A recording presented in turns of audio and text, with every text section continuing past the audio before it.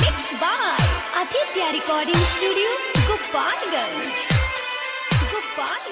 DJ Manish Raksol. Manish Raksol. Manish Raksol.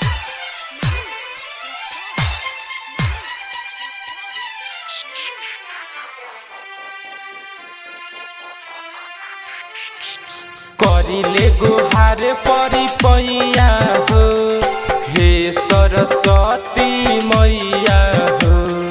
करिले गुहार परी पैया हो हे सरस्वती मैया हो। गावतानी गीत कदिही बिगड़ल बा हमरो समैया हो। करिले गुहार परी पैया हो हे सरस्वती मैया हो। करिले गुहार परी पैया हो हे सरस्वती मैया हो। DJ Manish Raksol. Manish Raksol. करिले गुहार परी पैया हो हे सरस्वती मैया हो।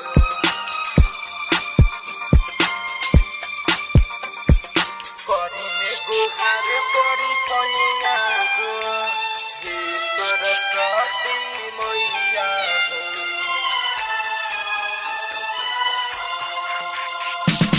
विद्या के देवी हऊ सूर्य के रचैया। सुनले बानी होला सबके भलैया। विद्या के देवी हऊ सूर्य के रचैया। सुनले बानी होला सबके भलैया। पारे कदी जिंदगी के नैया हो हे सरस्वती मैया हो।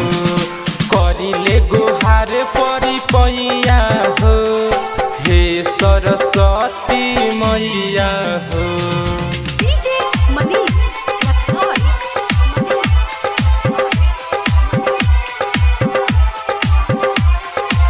आप सुन रहे हैं राही राजा को।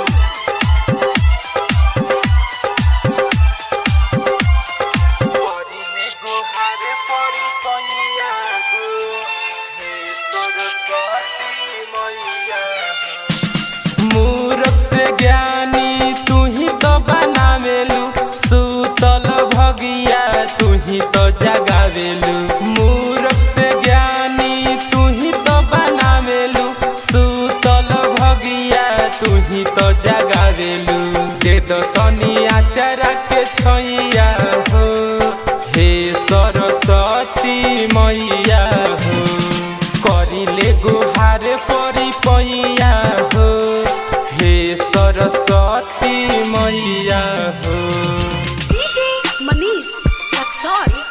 Manish Raksol. करिले गुहार परी पैया हो हे सरस्वती मैया हो। Mixed by Aditya Recording Studio, Gopalganj. करिले गुहार परी पैया हो हे सरस्वती मैया हो।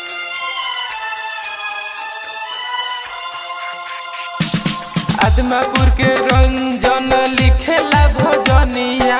राही राजा पूजेला चरनिया।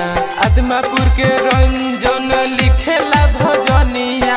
राही राजा पूजेला चरनिया। नन पहोखना सहैया हो हे सरस्वती मैया हो। करिले गुहार परी पैया हो